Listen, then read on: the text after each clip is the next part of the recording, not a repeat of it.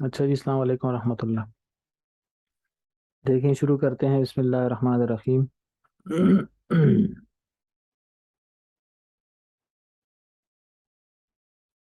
अन नबी सईद अनिल खुदरी रज़ी अल्लाह ताला अन्हु से मरवी है, क़ाल खरज रसूलुल्लाह सल्लल्लाहु अलैहि वसल्लम के रसूलुल्लाह सल्लल्लाहु अलैहि वसल्लम निकले फी असहा, चाश्त की नमाज में, और फित्र सॉरी असहा ईद की नमाज में, ईद उल फितर, और फित्रिन या कुर्बानी ईद उल फितर की नमाज में, इलल मुसल्ला नमाजगाह की तरफ यानी ईदगाह की तरफ निकले। फमर्रा अलन निसाए, तो औरतों की जमात पर से अल्लाह के रसूल का गुजर हुआ। फ़क़ाल, फरमाने लगे, या माशर निसाए, ए औरतों की जमात, तसद्दकना, सदका किया करो। फ़इन्नी उरी तो कुन्ना अक्सर अहल नार, क्योंकि मुझे दिखाया गया कि अक्सर जहन्नम में से औरतें हैं। जल्दी से हाजिर हुआ करो ना, आप लोग देखो देर से आते हो। ठीक है, बस मैंने सबक शुरू किया है, शुरू से फिर रिकॉर्डिंग सुन लेना। म्यूट कर दो वहां से।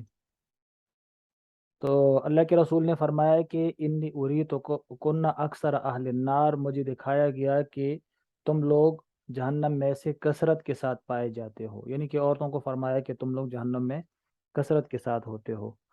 फ़कुलना, तो औरतों ने कहा, व बिमा या रसूल अल्लाह, तो ए अल्लाह के रसूल, ये क्यों कि औरतें क्यों जहन्नम के अंदर जो है तो कसरत के साथ थीं। क़ाल, फरमाने लगे, तुकसिरन लाना व तकफुरन अशीरा, अल्लाह के रसूल ने फरमाया क्योंकि ये लानत ज़्यादा करती हैं और अपने खावंदों की नाफरमानी ज़्यादा करती हैं। मा रअयतु मिन नाकिसाति अक़लिन व दीनिन अज़हब लिलुब्बि रजुलिल हाज़िमिन इहदाकुन्ना, नहीं देखा मैंने नाकिसुल अक़ल और नाकिसुद्दीन होने के बावजूद, इसके बावजूद मैंने नहीं देखा कि अज़हब लिलुब्बि रजुलिल हाज़िमी, के अक्लमंद शख्स को तो ज़्यादा गुमराह करने वाली हों या अक्लमंद शख्स को भटकाने वाली हों। क्या मतलब ये कि बावजूद इसके कि ये लोग नाकिसुल अकल भी होती हैं और दीन में कमज़ोर होने के बावजूद होशियार और बेवकूफ़ मर्द को और होशियार मर्द को बेवकूफ़ बनाने के अंदर इनसे ज़्यादा किसी को नहीं देखा, औरतों से ज़्यादा। अच्छा, वक़ुलना, फिर कुलना, औरतों ने फिर कहा, वमा नुकसान दीनना व अक़लिना, ए अल्लाह के रसूल, हमारे दीन और हमारे अकल का क्या नुकसान है, मतलब ये कि क्या कमी है हमारे दीन और अकल के अंदर। क़ाल, फरमाया, अलैसा शहादतुल मर्इ मिस्लु शहादत निस्फिर रजुल, क्या औरतों की शहादत निसफ मर्द के बराबर नहीं है। कुलना बला या रसूलुल्लाह, भला, तो फ़ज़ालिका मिन नुकसान अक्ल, ये उसकी अकल का नुकसान है।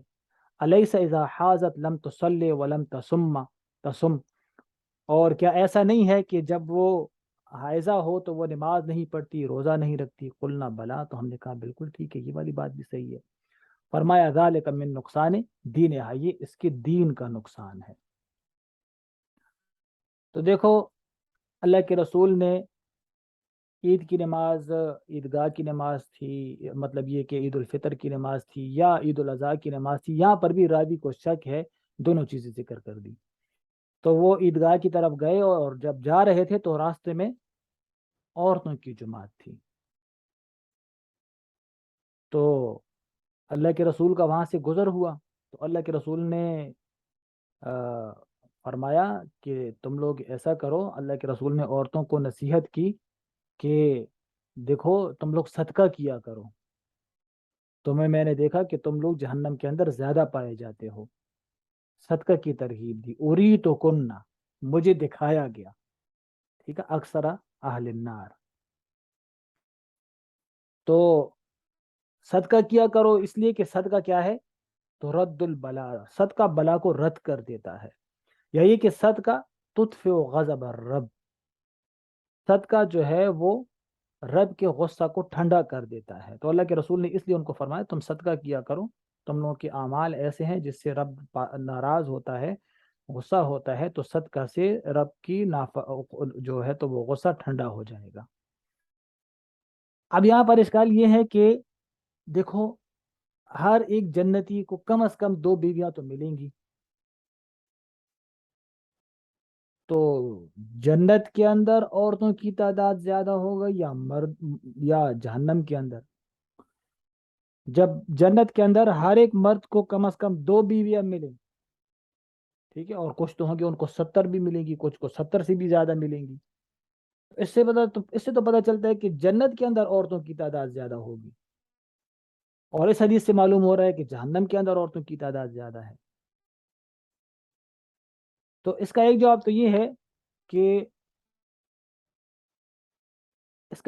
ये है कि औरतों की तादाद इतनी ज्यादा है, इतनी ज्यादा है कि अगर हर मर्द को 2 2 बीवियां मिल भी जाएं, इसके बावजूद भी जहन्नम के अंदर उनकी तादाद ज्यादा होगी। जहन्नम के अंदर उनकी तादाद फिर भी ज्यादा होगी, यानी जहन्नम के अंदर औरतें फिर भी ज्यादा होंगी अगर जन्नत के अंदर हर एक मर्द को 2 2 बीवियां मिल जाए। दूसरा जवाब यह है कि इब्तिदान दोजख के अंदर उनकी तादाद ज्यादा होगी, फिर जो है तो अजाब भुगतने के बाद जो है तो उनकी तादाद कम हो जाएगी। और तीसरा जवाब इसका ये है कि यहाँ पर जो ये फरमाया कि जहन्नम के अंदर औरतों की तादाद ज्यादा होगी, तो ये मर्दों के मुकाबले में नहीं है, मर्दों के मुकाबले में नहीं है, बस फी नफसी कि उनकी तादाद जो है वो ज्यादा होगी। इतनी औरतें होंगी जहन्नम में कि होना नहीं चाहिए इस तरह। ठीक है, ये मतलब है इसका। अब ये कि औरतों ने कहा कि भाई ये क्या वजह है कि हम जो है तो औरतें जो है तो जहन्नम के अंदर ज्यादा होंगी, वजह क्या है इसकी? तो फरमाया लानत। हम्म? लानत ज्यादा करती हैं, हर एक चीज के ऊपर लानत करती है। लानत किसे कहते हैं? किसी चीज पर लानत करना, इसका क्या मतलब है? तो देखो, लानत का मतलब है कि किसी चीज के ऊपर जब आप लानत करते हैं तो इसका मतलब है कि आप उसको अल्लाह की रहमत से दूर करते हैं। जैसे आप कहते हैं कि भाई, ठीक है, किसी को कहते हैं तुम्हारे ऊपर लानत हो, तो इसका मतलब है कि आप कहते हो कि तुम अल्लाह की रहमत से दूर हो। तुम अल्लाह की रहमत से दूर, मतलब ये कि गोया कि आपने खुद को खबरदार कर लिया, खुद को आलिम गैब कर लिया कि भाई मुझे पता है तुम अल्लाह की रहमत से दूर हो। इसका मतलब ये है, यानी तुमने उस शख्स को अल्लाह की रहमत से निकाल दिया जो इल्म गैब का दावा है। जब आप किसी को कहते हैं ना तुम्हारे ऊपर लानत है, चाहे वो जानवर ही क्यों ना हो, चाहे वो बेजान चीज क्यों ना हो, ठीक है, आप कहते हो कि भाई तुम्हारे ऊपर लानत है, तो उसका मतलब क्या हुआ? इसका मतलब ये हुआ कि तुम उसको ये कहते हो कि भाई तुम्हारे ऊपर अल्लाह की रहमत नहीं है। गोया कि तुम अपने आप को आलिमुल गैब समझते हो। ठीक है, तो इसलिए अल्लाह ताला ने, अल्लाह के रसूल ने फरमाया कि लानत करने वाला, इनकी तादाद जहन्नम के अंदर ज्यादा होगी। और दूसरा ये भी है कि जो आदमी लानत करता है, तो लानत का जुमला ऐसा है कि जब ये जबान से निकलता है तो ये पढ़ता जरूर है। ठीक है, जैसे बिलफर्ज मैंने किसी के बारे में कहा कि भाई तुम्हारे ऊपर लानत है, नऊज़ बिल्लाह मिन ज़ालिक, अब ये मेरी जबान से तो निकला, अब ये जुमला जाके उसी शख्स की तरफ जाएगा जिसके ऊपर मैंने लानत की। अगर वो इसका मुस्तहिक हो तो उसके ऊपर पड़ जाएगी, और अगर मुस्तहिक ना हो तो फिर ये लानत का जुमला वापस उसी बंदी के ऊपर पड़ता है जिसने ये जुमला इस्तेमाल किया है। समझ आ गई बात? तो गोया के औरतें अक्सर लानत करती हैं तो गोया खुद को अल्लाह ताला की रहमत से निकाल देती हैं। ठीक हो गई बात? हम्म। अच्छा, तो देखो, इसलिए किसी को मुतय्यन करके तो लानत नहीं करना चाहिए। हाँ, ये कि कुरान के अंदर जिसके बारे में लानत मनकूल है, या अहादीस के अंदर जिसके बारे में लानत मनकूल है, उसके बारे में लानत कर सकते हो। ठीक है, जैसे बिलफर्ज जैद ने चोरी की दुकान से, तो आप ये ना कहो कि भाई जैद के ऊपर लानत, नहीं, ऐसा नहीं कहना चाहिए। भाई चोर के ऊपर तो अल्लाह की लानत होती है, ऐसे कहो, चोर के ऊपर तो अल्लाह की लानत होती है। या ये कि हदीस के अंदर है कि लान अल्लाहुल वाशिमत वल मुस्तौशिमा, ठीक है, कि बाल निकालने वाले और निकलवाने वाले, ठीक है, जो आबरू वगैरह से बाल निकालते हैं ना, उसको बारीक बनाने के लिए। अब इनके ऊपर क्या है? अल्लाह के रसूल ने लानत की है। वासिमा वल मुस्तौसिमा, या ये कि जिस्म को गुदवाने वाली या गोदने वाली, उसके ऊपर लानत है। जो वो बनाते हैं ना टैटू वगैरह, یہ اس کے پہلے زمانے کے اندر اس طرح ہوتا تھا، آگے بھی حدیث آ جائے گی یہ والی، کہ پہلے زمانے میں اس طرح ہوتا تھا کہ اپنے بدن، اپنے چہرے کے اوپر تل بنانے کے لیے اس جگہ کو کاٹ دیا جاتا تھا، چہرے وغیرہ کو یا جو ہے تو ماتھے کو، ٹھیک ہے، یا ہونٹ کو تھوڑا سا کاٹ دیتے تھے، اس کے اندر پھر سیاہی بھر دیتے تھے. وہ زخم جب ٹھیک ہو جاتا تھا تو زخم ختم ہو جاتا تھا، وہ نشان رہ جاتا تھا، تل کی طرح لگتا تھا. ٹھیک ہے، تو آج کل تو اس طرح نہیں کیا جاتا، آج کل ٹیٹو بنوائے جاتے ہیں.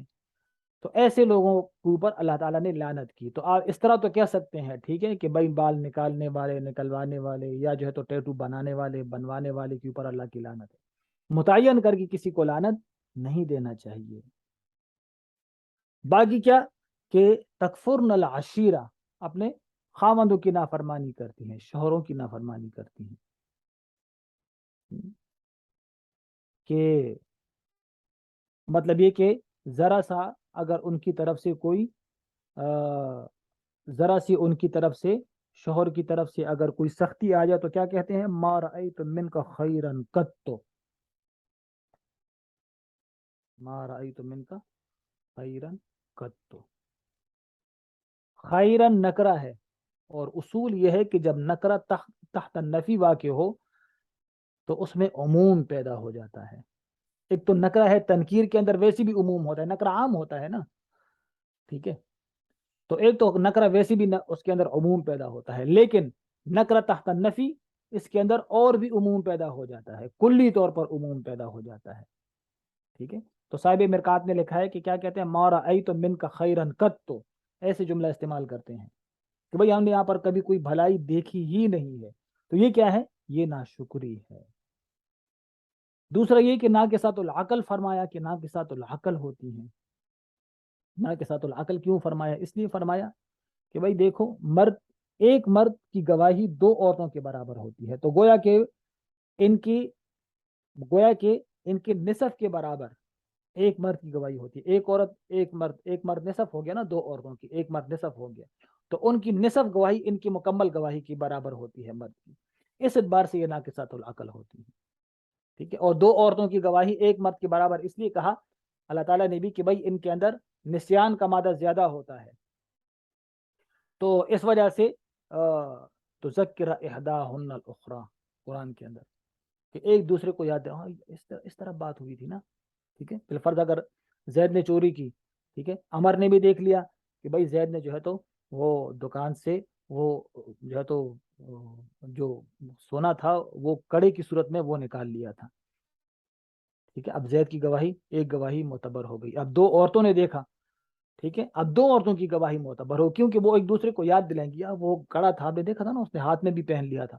ہاں ہاں اب یاد آیا، ٹھیک ہے. تو ذکر احداہن الاخری، کہ ایک دوسرے کو یاد دلائے گی، کیا وہ کڑا تھا، وہ آپ نے دیکھ لیا تھا نا، اس میں بھی وہ جو ہے تو وہ ہاتھ میں بھی پہن رہا تھا، چیک کر رہا تھا، ہاں مجھے یاد آ گیا. تو کیا ہے، ایک دوسرے کو یاد دلاتی ہے. اس لیے ناقصات العقل ہوتی ہے کہ ایک عورت ہو تو اس سے بات بھول جاتی ہے. پھر اب یہاں پر سوال ہوتا ہے کہ اور مردوں کے مقابلے میں عورتوں کو ناقص العقل کہا، جبکہ بہت سی عورتیں ہوتی ہیں جو مردوں کے مقابلے میں بہت ذہین ہوتی ہیں. ٹھیک ہے، ہماری تو وزیر اعظم بھی رہ چکی ہیں بینظیر بھٹو. وہ تو وزیر اعظم بھی رہ چکی ہیں. تو اب کیا کہیں ہم، ٹھیک ہے. اور آج کل مریم نواز وہ جو ہے تو کوشش کر رہی ہے، تو ہم کیا کہیں کہ ایک دیہاتی آدمی وہ جو ہے تو مریم نواز سے زیادہ تیز ہے. مریم نواز تو کھڑے کھڑے اس کو بیچ دے. تو اس کا جواب یہ ہے کہ دیکھو، ایک ہی خاندان کے مردوں کا موازنہ اگر اسی خاندان کی عورتوں کے ساتھ کیا جائے تب جا کے وہ مرد زیادہ ہوتے ہیں. ٹھیک ہے، ایک ہی خاندان کی عورتوں کا موازنہ ان کے مردوں کے ساتھ کیا جائے تو وہ کیا ہے، عورتیں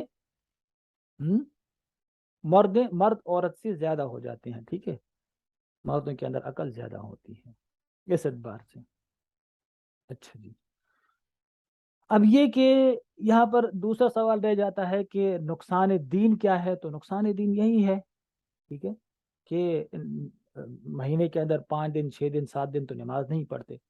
ٹھیک ہے، یہ کیا ہو گیا، یہ نقصان دین میں سے آ گیا. نماز کم ہوتی ہے، ٹھیک ہے، اس میں روزہ بھی نہیں رکھتے، اگرچہ بعد میں قضا کر لیتے ہیں لیکن اس وقت تو نہیں رکھتے نا، تو اس لیے یہ نقصان دین ہو گیا، ٹھیک ہے۔ آگے دیکھو، اچھا جی، آگے کیا ہے، وعن ابی ہریرہ رضی اللہ تعالیٰ عنہ سے مروی ہے قال قال رسول اللہ صلی اللہ علیہ وسلم کی رسول اللہ صلی اللہ علیہ وسلم نے ارشاد فرمایا، قال اللہ، اللہ تعالیٰ فرماتے ہیں، کذبنی ابن آدم، یہی ہے نا حدیث، کہ میرا بندہ یعنی ابن آدم مجھے جھٹلاتا ہے، ولم یکن ذالک، اور یہ اس کے لیے مناسب نہیں، اور اللہ تعالیٰ فرماتے ہیں وشتمنی، اور مجھے گالی دیتا ہے، ولم یکن لہ ذالک، یہ اس کے لیے مناسب نہیں ہے کہ مجھے جھٹلائے یا مجھے گالی دے۔ جھٹلاتا کیسے، اما تکذیبہ ایایا، مجھے جھٹلانا اس طرح ہے، ان یقولا کہ کہتے ہیں، لن اعیدہ کما بدأتہ، کہ میں اس کو نہیں لوٹا سکتا جس طرح میں نے اس کو پیدا کیا، یہ مجھے جھٹلانا ہو۔ اور گالی کیا ہے، اما شتمہ ایایا، اس کا مجھے گالی دینا کیا ہے، ان یقولا کہ وہ کہتا ہے، اتخذ اللہ ولدا، اللہ تعالیٰ نے اپنے لیے بیٹا پیدا کیا، وانا صمد، اور میں تو صمد ہوں، الذی، وہ، لم الد ولم اولد، کہ نہ میں نے کسی کو جنا اور نہ میں کسی سے جنا، ولم یکن لی، اور نہیں ہے میرے لیے، کفوا احد، کوئی ہمسر نہیں ہے میرے لیے، احد، ٹھیک ہے، اور قرآن کے اندر لم یلد ولم یولد ولم یکن لہ کفوا احد۔ تو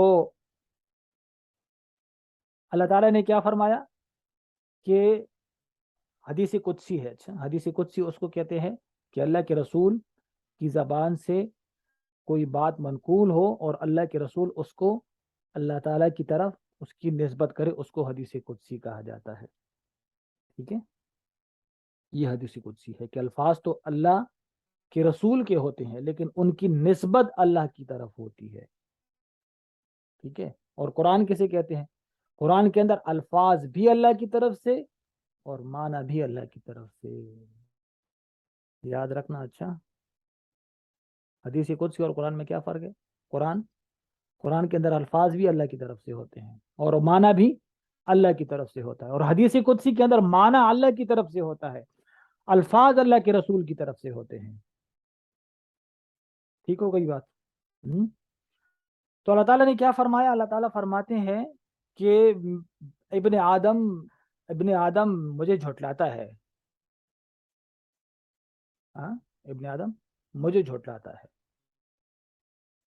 کیسے کہ اللہ دوبارہ ہمیں اللہ تعالیٰ پیدا نہیں کرے گا، تو یہ مجھے جھٹلانا ہوا نا، یہ کیا ہوا، اللہ کو جھٹلانا ہوا، حالانکہ حدیث کے اندر کیا ہے کہ بھائی پہلی بار کا پیدا کرنا، ٹھیک ہے، یا اس کو اعادہ کرنا، دوسری بار کا اعادہ کرنا پہلی بار سے کیا ہے، یہ کوئی آسان نہیں ہے، ٹھیک ہے، پہلی بار سے یہ کوئی مشکل نہیں ہے، سمجھ آ گئی بات۔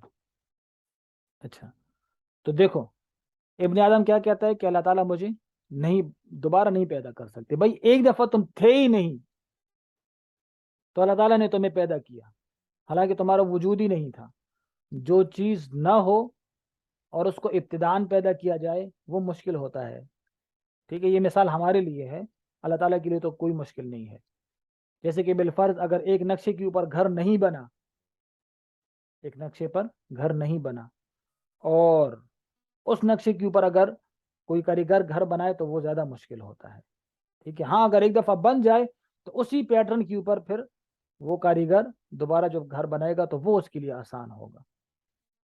تو پہلی بار کا پیدا کرنا اللہ تعالیٰ کے لیے کوئی مشکل نہیں تھا، جب ہمارا وجود نہیں تھا، ہمارا کوئی پیٹرن نہیں تھا، تو اللہ تعالیٰ کے لیے مشکل نہیں تھا ہمارا بنانا، تو اب تو ہمارا پیٹرن بھی آ گیا تو دوبارہ بنانا اللہ کے لیے کون سا مشکل ہے، ٹھیک ہے۔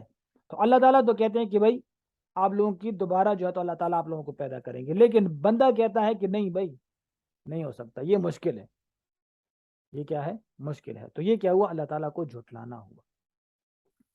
دوسرا ہے کہ اللہ تعالیٰ، بندہ کہتا ہے، اللہ تعالیٰ فرماتے ہیں کہ بندہ مجھے گالی دیتا ہے، بندہ گالی دیتا ہے، تو اس کا مطلب ہے کہ اللہ کی طرف توالد اور تناسل کی نسبت کرتا ہے، ٹھیک ہے، تو یہ کیا ہے،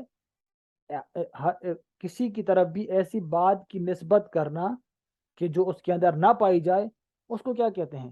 گالیوں کہتے ہیں، گستاخی کہتے ہیں. جیسے کہ بالفرض ایک انسان سے انسان ہی پیدا ہوتا ہے، اب اس انسان کو تم کہو کہ بھائی تم گدھے سے پیدا ہوئے ہو، ٹھیک ہے، یا اسے کہو تم سے گدھا پیدا ہوا ہے، تو اس کو کیا سمجھتا ہے؟ گالی سمجھتا ہے نا. خلاف جنس، خلاف جنس وہ کیا سمجھتا ہے انسان اپنے لیے؟ آر سمجھتا ہے. تو جب انسان اپنے لیے آر سمجھتا ہے تو اللہ تعالیٰ کے لیے اولاد کو ثابت کرنا یہ کیا ہے؟ کتنا بڑا عیب ہے کہ اس کے اندر تو کوئی جنس ہی نہیں ہے. ٹھیک ہے، دونوں کے اندر تو کوئی مماثلت ہی نہیں ہے. اللہ تعالیٰ کے لیے کوئی انسان کو ثابت کرے، یا جو ہے تو عیسیٰ علیہ السلام کو اللہ تعالیٰ کا بیٹا کہا، اور عزیر علیہ السلام کو یہودیوں نے اللہ تعالیٰ کا بیٹا کہا، فرشتوں کو اللہ تعالیٰ کی بیٹیاں کہنے لگے. تو یہ کیا ہے؟ اللہ تعالیٰ کے لیے نامناسب سے الفاظ ہیں، اور اللہ تعالیٰ کی شان کے اندر گستاخی ہے، جس کو اللہ تعالیٰ نے گالی سے تعبیر کیا. جس طرح ہم گالی سے تعبیر کرتے ہیں کہ اگر کوئی کسی کو کہے کہ بھائی تم گدھے سے پیدا ہوئے ہو، یا تم سے کوئی گدھا پیدا ہوا ہے، جس طرح ہم اس کو کیا کہتے ہیں؟ گالی سے تعبیر کرتے ہیں. تو اسی طرح اللہ تعالیٰ نے بھی اس جملے کو کس سے؟ گالی سے تعبیر کیا. سمجھ آ گئی بات؟ اچھا، آگے کیا ہے؟ اللہ تعالیٰ نے فرمایا، آگے حدیث کیا ہے یہ؟ اچھا یہ بھی وہی ہے. وفی روایت ابن عباس اما شتمہ ایایا فقولہ لی ولد وسبحانی ان اتخذ صاحبۃ او ولدا. پاک ہے میری ذات اس بات سے کہ میں کسی کو اپنی بیوی بناؤں، یا اس بات سے کہ میں کسی کو اپنا بیٹا بناؤں، اس سے میں کیا ہوں؟ پاک ہوں. ٹھیک ہے. اچھا جی،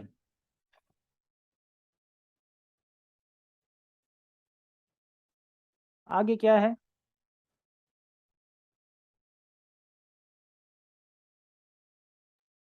آگے کیا؟ وانا ابی ہریرہ رضی اللہ تعالیٰ عنہ سے مروی کہ رسول اللہ صلی اللہ علیہ وسلم نے ارشاد فرمایا کہ اللہ تعالیٰ فرماتے ہیں یوزینی ابن آدم، کہ ابن آدم مجھے گالی دیتا ہے. یسب الدہر وانا الدہر بید الامر اقلب اللیل والنہار. ابن آدم مجھے گالی دیتا ہے، ابن آدم مجھے تکلیف دیتا ہے. تکلیف کیسے دیتا ہے؟ یسب الدہر، زمانے کو گالی دیتا ہے. وانا الدہر، حالانکہ زمانہ تو میں ہوں. بید الامر، میرے ہاتھ کے اندر امر ہے. اقلب اللیل والنہار، میں دن اور رات کو پلٹتا ہوں. اب اللہ تعالیٰ فرماتے ہیں کہ ابن آدم مجھے تکلیف دیتا ہے. یسب الدہر، اور زمانے کو گالی دیتا ہے. زمانے کو گالی دینا گویا اللہ تعالیٰ کو تکلیف پہنچانا ہوا. وَأَنَا الدَّهْرُ، حالانکہ زمانہ تو میں ہوں، میرے ہاتھ میں امر ہے. اقلب اللیل والنہار، ٹھیک ہے، اقلب اللیل والنہار، دن اور رات کو میں ہی پلٹتا ہوں. اب اللہ تعالیٰ نے فرمایا، اللہ کے رسول نے فرمایا کہ اللہ تعالیٰ فرماتے ہیں کہ ابن آدم مجھے تکلیف پہنچاتا ہے. یعنی کہ تکلیف تو اب پہنچا نہیں سکتا. مطلب اللہ تعالیٰ کو تکلیف کون پہنچا سکتا ہے؟ اللہ تعالیٰ کو تو کوئی تو تکلیف نہیں پہنچا سکتا. مطلب ایسے کام کرتا ہے جو اللہ تعالیٰ کو پسند نہیں. جو کام اللہ تعالیٰ کو پسند نہیں ہے ان کام کو تعبیر کیا ایذا سے، کہ تکلیف پہنچانے کی کوشش کرتا ہے، اللہ تعالیٰ کو ناراض کرتا ہے. ٹھیک ہے، ورنہ اللہ تعالیٰ کو تو کوئی تکلیف نہیں پہنچا سکتا. کسی کو تکلیف پہنچانے کا اور تکلیف پہنچنے کا مطلب یہ ہے کہ اثر کو قبول کرنا. جیسے میں نے زید کو تکلیف پہنچائی بالفرض، تو اس کا مطلب ہوا زید نے میرے عمل کا اثر قبول کیا اور اس کو تکلیف ہوئی. اللہ تعالیٰ ایسے نہیں ہے. اللہ تعالیٰ متاثر نہیں ہوتے، یاد رکھنا. اچھا، تکلیف کا پہنچنا، خوش ہونا، پریشان ہونا، ناراض ہونا، یہ متاثر ہونے کی دلیل ہے، اور اللہ کی ذات متاثر نہیں ہوتی. سمجھ آ گئی بات؟ اللہ کی ذات متاثر نہیں ہوتی. کیوں؟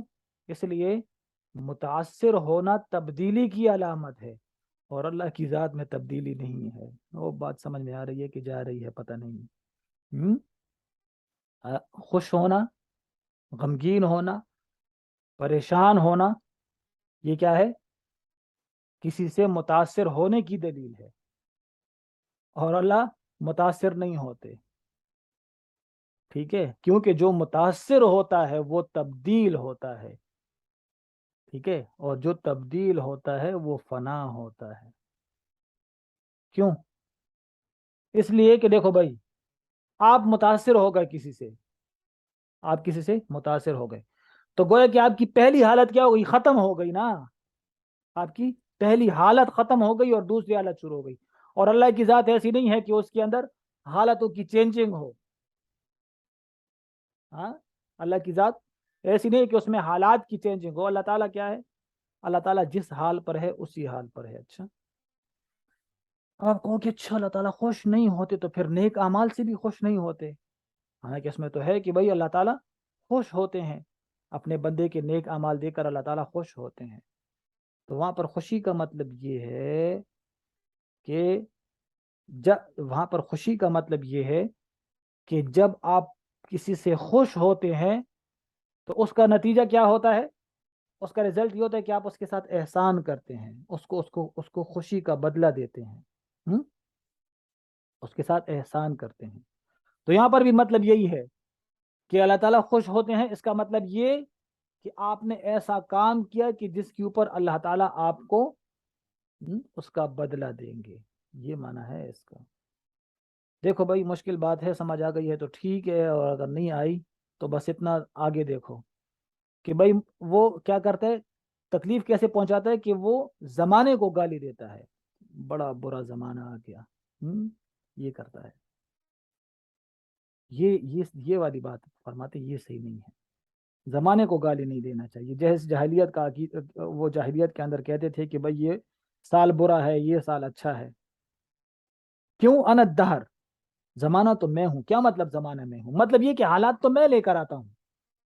تم گویا حالات کو گالی دیتے ہو تو گویا مجھے گالی دیتے ہو. جیسے کہ بالفرض اگر ایک ادارے کے اندر جو ہے تو اس ادارے کے جو منتظم ہیں وہ کہتے ہیں کہ ہاں بھائی آپ لوگ جو ہے نا جو ہے تو 8 بجے آؤ گے، تب وقت تبدیل ہو گیا. اچھا، آرڈر تبدیل ہو گیا، 8 بجے آپ لوگ آؤ گے اور رات کو 8 بجے جاؤ گے. یہ نظم بن گیا. ٹھیک ہے. اب کوئی نوکر کہے کہ وہ یہ نظم، اس نظم کی ایسی کی تیسی کروں، اور ادھر سے مالک نے سن لیا، ادھر سے مالک نے سن لیا. تو اس کو ٹھیک ہے، اس کی ایسی کی تیسی کرنے سے ایسے کرو، تم کل سے نہ آیا کرو. ٹھیک ہے، تمہاری ادھر سے چھٹی ہو گئی. اور بھائی آپ کو تو کچھ نہیں کہا، میں نے تو نظم کے بارے میں، اور نظم تو میں نے بنایا ہے نا. نظم کس نے بنایا؟ وہ تو میں نے بنایا نا. تو نظم کے بارے میں برا بلا کہنا گویا کہ تم مجھے برا بلا کہہ رہے ہو. ٹھیک ہے. تو اللہ تعالیٰ بھی کیا فرماتے ہیں کہ بھائی تم جب زمانے کو گالو یار یہ کیسے حالات ہے یار، برے حالات ہے یہ وہ. تو اللہ تعالیٰ کیا فرماتے ہیں؟ اور بھائی وہ حالات کون لے کر آئے؟ میں ہی تو لے کر آیا ہوں. تو جب تم حالات کو برا کہتے ہو گویا کہ مجھے برا کہہ رہے ہو. تو انا دہر کا مطلب کیا ہوا؟ دہر اللہ تعالیٰ کے ناموں میں سے تو کوئی نام نہیں ہے، اللہ تعالیٰ کے اسماء حسنہ میں سے دار تو نہیں ہے. تو یہاں پر کیا معنی ہوا انا دہر؟ مطلب یوں انا مقلب الدہر والمتصرف الدہر یا والمتصرف فیہ، کہ میں زمانے کو تبدیل کرنے والا ہوں، میں زمانے کو پلٹنے والا ہوں. تو انا الدہر یہاں پر مضاف محذوف ہوگا، اے انا مقلب الدہر، انا متصرف الدہر، میں زمانے کو تبدیل کرنے والا ہوں، میں زمانے کو پلٹنے والا ہوں. سمجھ آ گئی بات؟ اچھا جی، چلو یہاں تک بس کرتے ہیں، اذان کا ٹائم ہو گیا. ٹھیک ہے، باقی انشاءاللہ پھر کل پڑھتے ہیں. ٹھیک ہے، چلیں، السلام علیکم ورحمۃ اللہ. ریکارڈنگ آن کی تھی نا.